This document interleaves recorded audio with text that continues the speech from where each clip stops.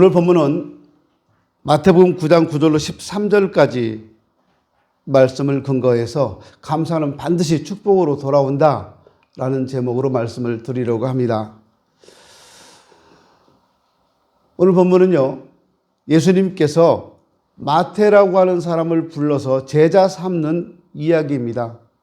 마태는 직업이 세리였습니다. 요즘 같으면 이 세무공무원 그러면 들어가기도 힘들고 또 굉장히 괜찮은 직업으로 사람들이 인정할 텐데, 예수님 당시 이 세리들은 좀 달랐어요. 세금을 걷는 사무관리인이었는데 이 사람은 평소대로 세관에 앉아서 일을 하고 있었습니다. 그런데 예수님께서 그곳을 지나가시다가 마태를 보시고 갑자기 마태를 부르십니다. 나를 따르라. 근데 마태가 즉시 예수님을 따라가요. 예수님은 마태 뭘 보고 이렇게 부르셨을까요? 마태는 마태복음의 저자입니다. 12제자 가운데 한 사람이 되었고 마가복음과 누가복음에는 레위라는 이름으로 불려지고 있습니다. 레위가 본명인 건 맞죠. 근데 이 사람은 훌륭한 사도직을 훌륭하게 감당했어요. 이 말은 예수님의 선택이 탁월했다 그 말입니다. 세무 공무원으로 세리로서 일하고 있는 그 마태를 부르셔서 제자 삼으신 예수님의 선택이 탁월했다는 거잖아요. 예수님은 한눈에 마태가 제자로 적합한 사람이다 하는 걸 알아보신 거예요. 마태는 당시 제자가 될 자격이 없는 사람이었습니다. 왜냐하면 직업이 그랬어요. 직업이 유대인들이 혐오하는 직업이었습니다. 당시는 이스라엘이 로마의 식민 통치를 받고 있던 때입니다. 그러므로 세리는 로마 정부의 세금 징수를 청부 맡아서 일하고 있는 관리였어요. 그래서 정당한 세금을 거뒀다라고는 볼 수 없습니다. 세리가 하는 일은 억압과 착취로 받고요. 많은 사람들, 학자들은 그렇게 봅니다. 세리가 100% 세금을 거뒀다면 로마 정부에 바치는 것은 2% 정도 됐다고 합니다. 그러면 나머지는요? 여러분 알아서 생각하세요. 그러니까 100만 원을 세금을 거뒀다면 로마 정부에 보고할 때는 2만 원 정도만 거뒀다고 보고하는 거예요. 그럼 98만 원 어디로 갔는지 여러분이 그냥 알아서 상상하십시오. 그래서 유대인들은 이 사람들을 혐오했어요. 또한 이렇다 보니까 유대인들은 세리를 창녀와 같은 죄인으로 취급합니다. 그래서 안식일에 회당에 오지도 못하게 했고 그 가족들도 멸시했습니다. 그들은 재판관도 증인도 되지 못했어요. 동족사회에서 이런 멸시를 받다 보니까 세리는 자연히 율법을 지키는 일에 소홀했습니다. 율법은 고사하고 탈무드나 장로들의 유전을 지키는 것도 관심이 없었습니다. 유대인들의 정결법도 무시했고 11조도 내지 않았습니다. 그래서 서기관들이나 바리새인들은 세리를 폐물들이라고 생각했습니다. 그러므로 세리들은 종교 생활을 하지 못했고 할 수도 없었습니다. 그들의 경건은 오히려 멸시의 대상이 되고 말았습니다. 그런데 예수님은 이런 세리를 제자로 부르셨어요. 이것이 얼마나 파격적인 발탁인지 모릅니다. 주변에 있던 사람들은 이 일을 받아들일 수가 없었어요. 그런데 예수님은 한술 더 떠서 이 세리 마태의 집에 가서 식사를 하십니다. 그것도 마태와 같은 직업을 가진 세리들이 함께 초대된 자리에서 예수님이 식사를 하셨어요. 본문 10절에 보면 예수께서 마태의 집에서 앉아 음식을 잡수실 때 많은 세리와 죄인들이 와서 예수와 그의 제자들과 함께 앉았더니라고 말씀합니다. 이것도 유대인들에게는 금기사항입니다. 유대인들은 죄인들과 함께 상에 앉지 않았어요. 부정한 사람들과 함께하는 것은 부정타는 일입니다. 그래서 예수님의 이런 파격적인 행동은 바리새인들의 비난을 사게 되었습니다. 11절에 보면 바리새인들이 제자들에게 와서 따져요.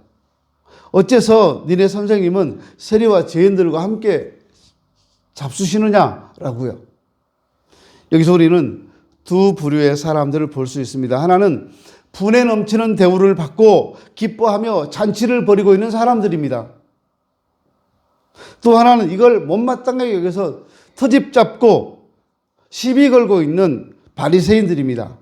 하나는 은혜와 감사가 넘치는 고백 속에 있고 다른 하나는 불평과 불만이 가득하더라 그 말입니다.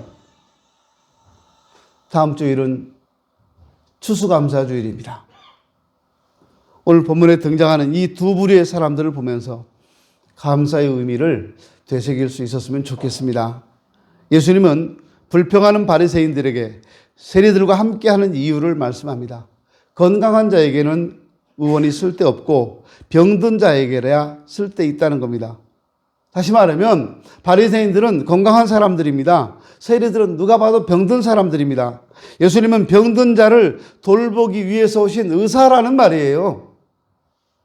지금 이 세리들과의 식탁은 멸시만 받고 소외되고 사람 대접받지 못하고 살아가던 그 사람들을 사람 대접해주고 계시는 거예요. 단순히 식사를 하시는 것이 아니라 사람 대접하고 계시는 거예요. 이때 당시 가장 핫한 인물이 예수님이었는데 그 예수님이 지금 이 세리들과 함께 식사를 하고 계신다는 것은요, 이 사람들을 사람 취급하고 계신다는 거예요. 바리새인들은 하나님 앞에서 완벽한 신앙생활을 했습니다. 그러면서도 영적으로 타락한 세리들을 멸시했습니다. 이것은 신앙의 교만이에요. 겉으로 보이는 신앙은 완벽에 가까웠지만 내면으로는 미움과 불신이 가득했습니다. 예수님의 탄식처럼 바리새인들의 신앙은 회칠한 무덤 같았습니다. 예수님은 호세아 6장 말씀을 인용합니다. 나는 인애를 원하고 제사를 원치 아니하며 번제보다 하나님을 아는 것을 원하노라. 하나님은 제사보다 인애를 원하신다. 인애는 사랑과 긍휼입니다. 긍휼이 뭘까요? 불쌍히 여겨서 책임져 주는 마음이 긍휼입니다. 이것이 하나님의 마음이에요. 우리는 불쌍히 여기는 마음들이 있는데 책임은 져주지 못해요. 근데 하나님은 불쌍히 여기셔서 끝까지 책임을 져주십니다. 이것이 긍휼입니다. 제사의 목적은 하나님께 죄를 용서받는 겁니다. 그러므로 제사란 하나님의 긍휼의 여기심을 받아서 용서받는 것이 기본 자세예요. 제사를 통해 죄 용서를 받은 사람은 또 다른 사람을 긍휼히 여길 줄 알아야 합니다. 그것이 용서받은 자의 마땅한 도리입니다. 그런데 바리새인들은 제사를 완벽하게 드린다고 자부하는 사람들임에도 불구하고 다른 사람들에게 이런 긍휼을 보이지 않았어요. 다른 사람을 불쌍히 여기는 마음이 없었어요. 사랑하는 마음도 없었어요. 그렇다면 이 사람들이 드리는 모든 제사는 다 모순된다라고 말씀할 수 있습니다. 바리새인들은 예수님을 향해서 빈정거립니다. 이런 사람을 향해 예수님은 제사의 기본 도리부터 배우라고 말씀합니다. 너희는 가서 내가 긍휼을 원하고 제사를 원치 아니하노라 하신 것이 무슨 뜻인지 배워라. 내가 의인을 부르러 온 것이 아니요 죄인을 부르러 왔노라. 이렇게 말씀합니다. 바리새인들은 명분과 사회적 지위와 체면이 중요했습니다. 예수님은 그들의 이런 사회적 고정관념을 깨뜨리시려고 했어요. 세리들도 하나님 앞에 똑같이 대접받고 똑같이 사랑받아야 될 사랑의 대상이라는 겁니다. 비록 천한 직업을 가졌을지라도, 비록 남들이 싫어하는 직업을 가졌을지라도 하나님께는 사랑받을 만한 똑같은 자녀라는 거예요. 여러분, 우리 부모님들이 하시는 말씀 중에 아픈 손가락이라는 얘기 들어보셨어요? 아픈 손가락. 손가락이 아프다는 거죠. 멀쩡한 손가락인데 손가락 하나가 아파요. 이 손가락은요. 아픈 손가락은 어떻게 해야 돼요? 맨날 두들겨 패야 돼요. 손가락이 아프니까. 너는 왜 맨날 아프냐? 이렇게 맨날 손가락을.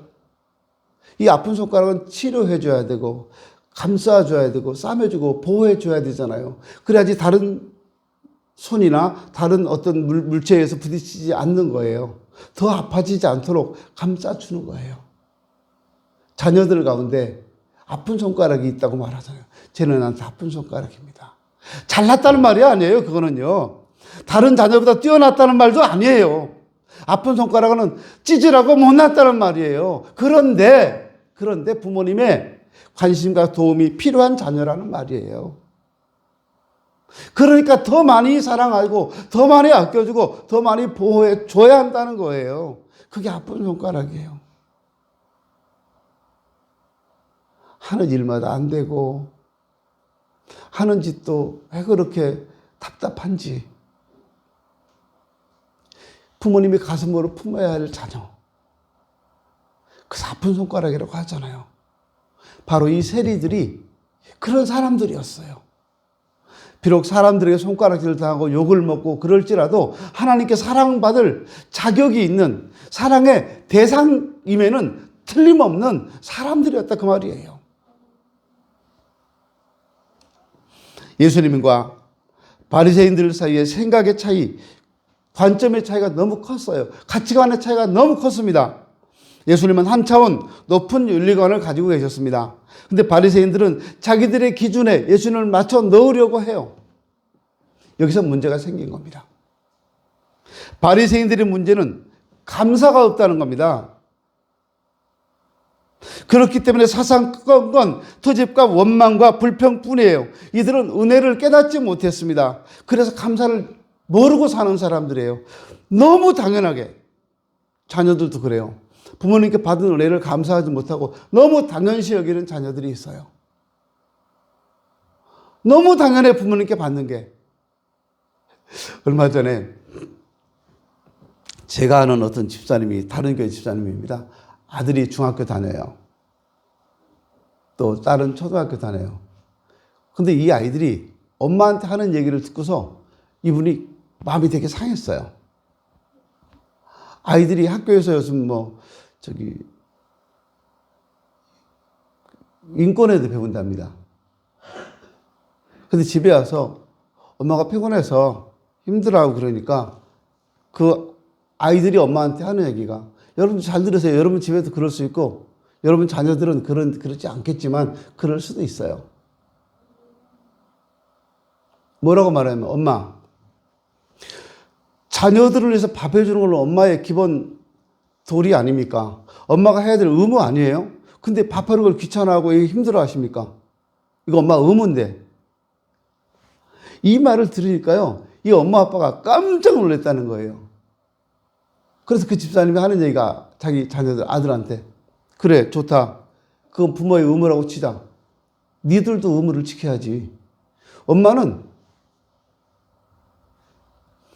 아침, 점심, 저녁 세 끼 밥을 해줄 의무가 있다. 그럼 니들도 정확하게 와서 먹어라. 밥 한 번만 먹어라. 왜 너 따로 매번 차려달라고 하고 수시로 간식 달라고 하느냐. 식사 시간은 한 번이다. 그 시간에 와서 무조건 다 먹어라. 그리고 밥 먹으라고 하기 전에 식사 시간이 되면 식탁에 딱 와서 앉아라. 그건 너희들이 의무다. 그러니까 아이들이, 에이, 그건 아니죠. 왜 아닐까요? 요즘 애들은 자기 권리만 생각하고요, 의무는 안 하려고 한다는 거예요. 요즘 학교에서 받는 인권 교육이 그런 거라는 거예요. 당당하게 내 권리를 주장하라는 거예요. 근데 여러분, 권리를 주장한 건 좋은데요, 의무를 다 하는 거 맞아요. 의무를 다 하고 권리를 주장하세요. 의무는 감당하지 못하면서 권리만 주장한다? 이건 아니잖아요. 우리 예쁜 윤지는 괜찮을 거야, 그쵸? 윤지 중학교 2학년? 중2는 사람이 아니래요. 짐승이래요. 근데 우리 윤지는 사람 맞아요. 그치? 감사가 없으면 그래요. 감사가 없으면 불평, 불만이 많아요. 은혜는 분에 넘치는 대우를 받는 것입니다. 세리들은 예수님에게 분에 넘치는 대접을 받고 있습니다. 이것이 은혜입니다. 세리들은 그만한 대접을 받을 자격이 없었어요. 그런데도 그렇게 대접해 주셨어요. 사람 취급해 주셨고 같이 앉아 식사를 해 주셨어요. 그리고 제자로 부르셨어요. 이것이 은혜입니다.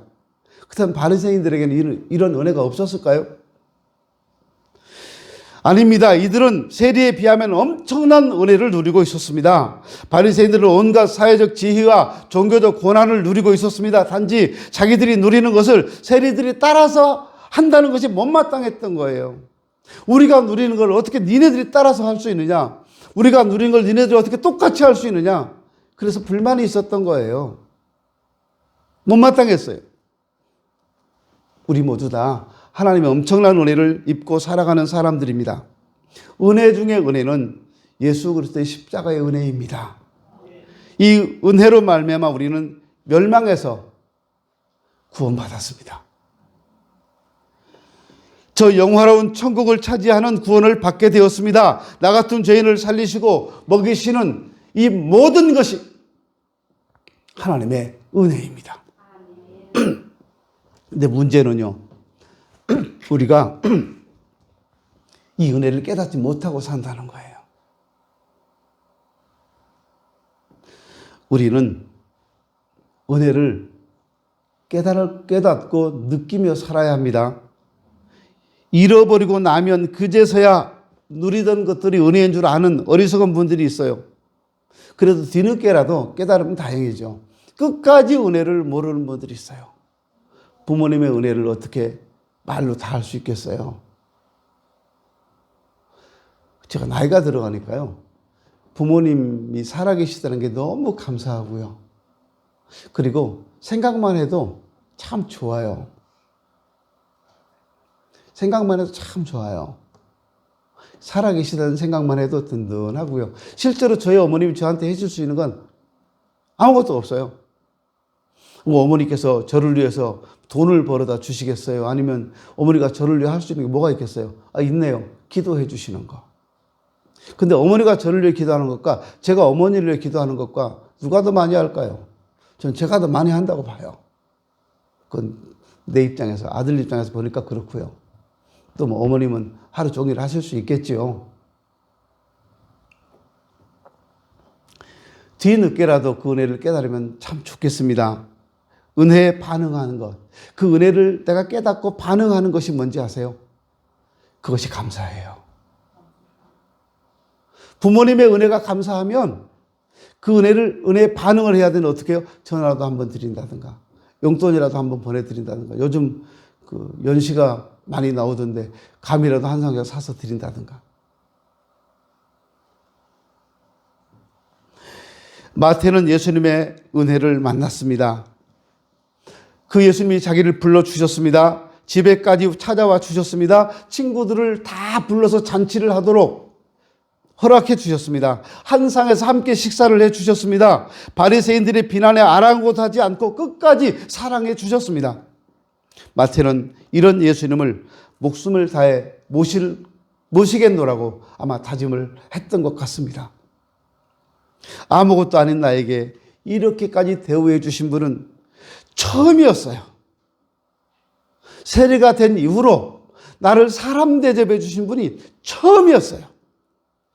그래서 생명을 다해 주님을 모시겠노라고 다짐했을 수도 있습니다. 과연 마태는 주님의 참 제자로 부족함 없이 사명을 감당했던 제자였습니다. 이것이 은혜를 체험하고 그 은혜에 감사를 할 줄 아는 사람의 모습입니다.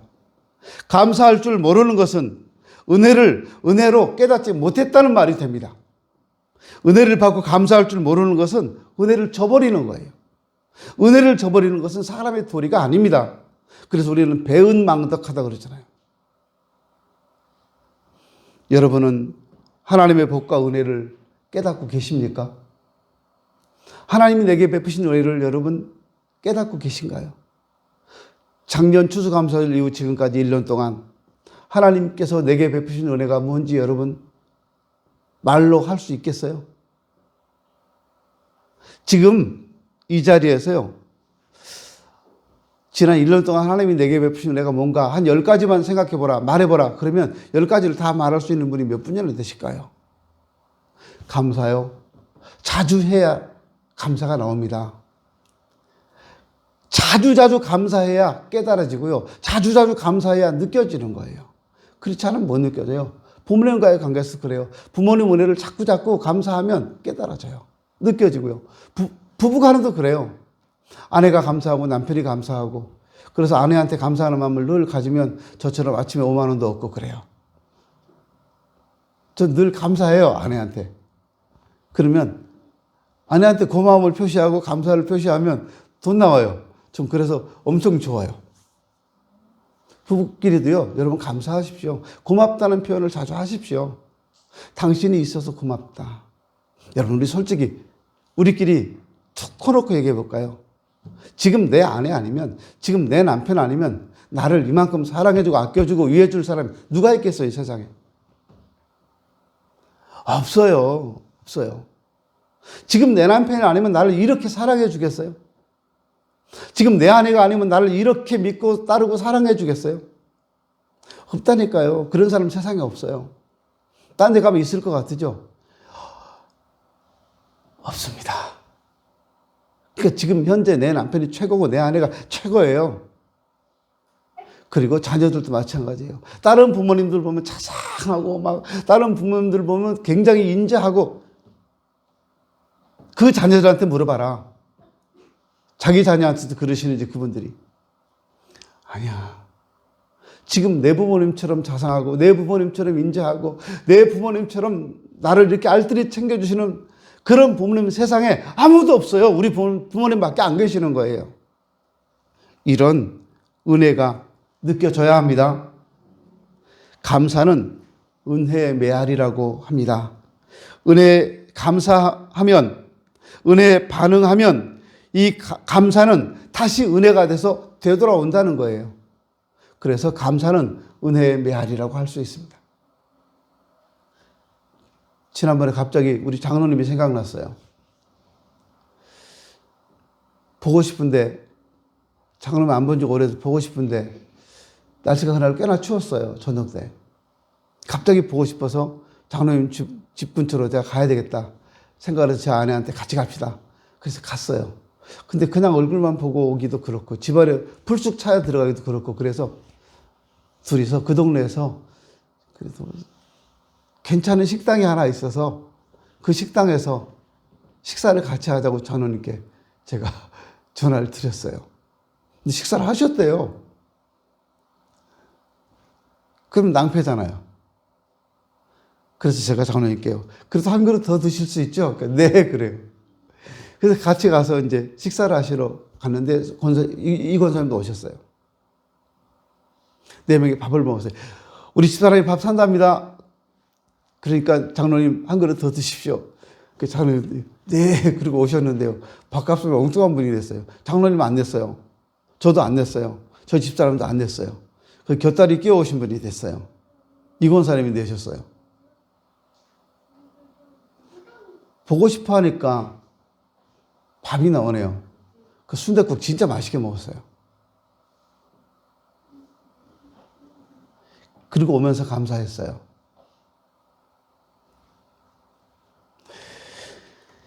감사할 줄 아는 사람이 하나님의 복을 이어받습니다. 하나님 은혜에 감사로 반응하지 못하면 그나마 받던 복과 은혜가 끊어져 버리는 거예요. 내 생각에는 감사할 일이 별로 없는 것 같은데, 그래도 한번 감사해 보십시오. 그래도 감사거리를 찾아보십시오. 고난 속에서 헤맬 때도 감사할 줄 알아야 됩니다. 감사는 어려운 상황을 뒤집는 능력이 됩니다. 어려운 상황이라고, 형편이 어렵다고 축 처져 있고 그러면 점점 더 힘들어져요. 근데 감사하면 힘이 생기거든요. 직장을 잃었어도 몸이 건강하면 되잖아요. 얼마든지 구할 수 있잖아요, 이 직장은요. 돈이 없어도요, 먹고 살 거리만 있으면 되잖아요. 좋은 차를 타지 못해도요. 제가 제 차를 하나 사야 되겠다, 이제 승용차를 사야 되겠다 생각을 했어요. 지금 저 차 너무 오래돼서 기름 너무 많이 먹어서 그만 조금 버리고 하나 사야 되겠다 생각을 해서 마음으로만. 근데 사실 살만한 형편이 못 돼서 가만히 있었어요. 근데 얼마 전에 그 다른 장로님 한 분이 조그만 차 한 대를 타고 오셨어요. 차 이름은 제가 말 못하겠네요. 기아차인데. 그 차가 괜찮아 보여요. 소형인데. 차가 좋네요. 그랬더니, 예, 목사님, 이거 제가 리스로 하나 한 겁니다. 이거 하니까 세금도 안 내고 보험료도 안 내고 엄청 쌉니다. 이거 30만 원 정도밖에 안 됩니다. 한 달에. 그래요. 차가 괜찮아 보였어요. 그래서, 그래요? 그분 나한테 소개해 주세요. 나 한번 만나보게. 괜찮으면 나도 이 똑같은 차 이거 뽑아야 되겠네? 그랬더니, 그러세요. 이 차 좋아요. 그래요. 제가 제 마음에요. 하나 사야 되겠다. 그런 생각을 했어요. 근데 어떤 분이 얼마 전에 제가 그 얘기를 하면서 저 차 좋아 보인다 그랬더니 하는 얘기가, 목사님 소형차 조그만 거 타지 마세요. 그래서 왜요? 저 사고 나면 죽어요. 아니, 사고 나면 죽을 만큼 사고 나면 큰 차도 죽어요. 작은 차만 죽고 큰 차는 안 죽나? 예. 근데 큰 차는 좀 많이 다치고 작은 차는 죽고 그럴 수도 있겠죠. 근데 운전 조심하면 되잖아요. 근데 제가 느끼는 게요. 제가 운전을 40년 넘게 했잖아요. 정확하게 말하면 45년 운전했어요. 근데 요즘 와서요. 운전이 무서워요. 그리고 이렇게 툭툭 부딪혀요. 세게 꽝 박아버리는 게 아니라 툭 부딪혀요. 벽에도 툭 부딪히고 앞에도 툭 부딪히고. 저도 모르게 그렇게요. 나이가 들어가니까 좀 떨어지는 것 같아요. 주의력이. 떨어지는구나. 그래서 이 정부가 65세 이상은 고속도로 운전 못하게 하고 야간 운전 못하게 하는 법을 만들고 있나 하는 생각이 들어요. 그럼 저는 운전 못해요, 이제. 그러면 이영 집사님이 나 계속 태우고 다녀야 돼. 김정일 집사님도 수시로 나 태우고 다녀야 되고. 괜찮아요? 김정민은 껌뻑껌뻑하고 이영 집사님 거기 끄덕끄덕하네. 안 태우고 다닐 거야? 성교가 네가 나 태워야 되겠다. 집사님들이 뭐 김정일 집사님 기분 나쁜 거보다 차 태워달라니까. 그래도 감사해요, 저는요. 그래도요, 교회 차 저거 엄청 잘 나요. 고속도로 가서 한 밟으면 180km 쉽게 나가대요, 저거요. 와. 이거 녹음돼가지고 경찰들이 알면 딱지 끊는 거 아닌가? 불행하다고 생각하고, 어렵다고 생각하고, 그래도 한번 다행한 일이 뭔가 찾아보십시오. 그게 감사해요. 용기를 내보십시오. 내 삶을 역전시키는 가장 중요한 요인은 감사입니다. 하나님께 감사하면 역전시킬 수 있어요. 은혜 받을 줄 믿고 응답해 주실 걸 믿고 기도하고 감사하십시오. 아직 은혜를 받지 못했다고 생각하세요? 아니에요. 하나님께서 여러분을 위해서 마련하신 예비하신 은혜가 있습니다. 이 준비된 은혜를 바라보고 주실 것을 바라보면서 감사하면서 그분 앞에 나아가십시오. 그러면 놀라운 은혜를 체험하게 될 것입니다. 다음 주일은 추수감사주일입니다. 지난 한 해 하나님께 받은 은혜를 어찌 돈으로 다 헤아리고 말로 헤아릴 수 있겠습니까? 마음을 다해 하나님을 생각하십시오. 받은 바 그 은혜를 생각하십시오. 그리고 마음을 다해 감사하는 절기가 되었으면 좋겠습니다. 잊지 마십시오. 은혜는 반드시 축복으로 돌아옵니다. 그리고 감사는 반드시 축복으로 돌아옵니다. 그 은혜를 기억하고 하나님의 은혜를 한 번 더 기억하고 그 베푸신 은혜 앞에서 감사를 잃지 않는 그런 성도가 되었으면 좋겠습니다. 기도합니다.